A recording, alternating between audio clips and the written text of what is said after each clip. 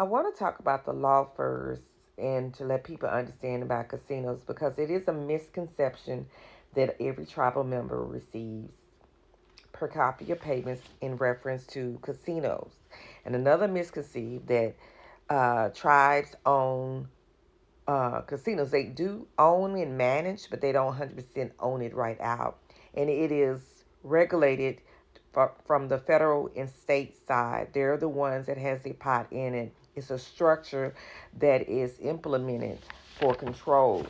The only thing that is tribe owned is the land, and they may own a portion of it, or they may manage specifically how the funds or the whole operation on making sure it is distributed to the right organizations, or that is to be paid out, or or to be notified on different crimes or different things that's going on. So it's always an outsider that is managing the tribe, dealing with the casinos, regardless if they're 100% outright owned.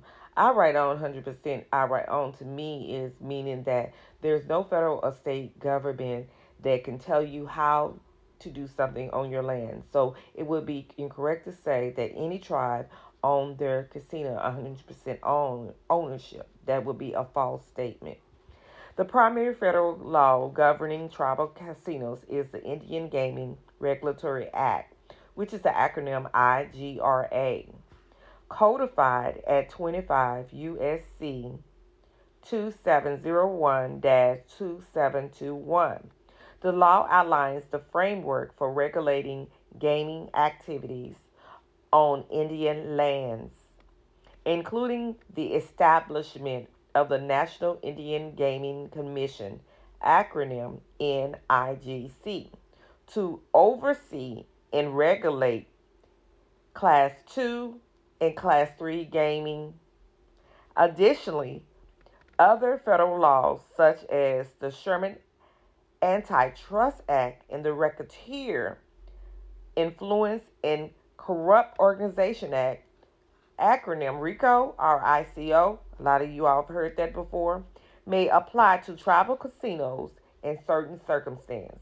There your case right there. They do not own or have any full control 100% over their casinos if the federal and state on the outside is managing and telling them what they can and can't do, and if they are to be penalized and paid if.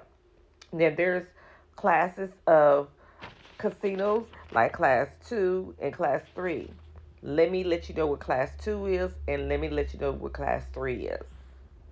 Let me break down the classes. Class 2 and Class 3 are classification of gaming activities defined by the Indian Gaming Regulatory Act of 1988.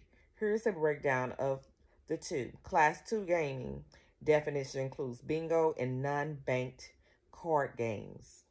Regulations. Tribal government regulates Class 2 gaming with oversight from the National Indian Gaming Commission. Games typically includes bingo, pool tabs, lotto, punch boards, tip jars, instant bingo, and non-house bank card games. The states. 4 U.S. states, Alabama, Alaska, Nebraska, and Texas, are limited to Class 2 gaming. Class 3 gaming. Definition includes all other forms of gaming not classified as Class 1 or 2, such as traditional gaming, casino games. Regulation requires a compact between the tribe and the state to operate Class 3 gaming, subject to federal approval. Games include slot machines, blackjack, roulette, craps, and other traditional casino games. States most allow Class 3 gaming on tribal lands. Key differences. Regulations.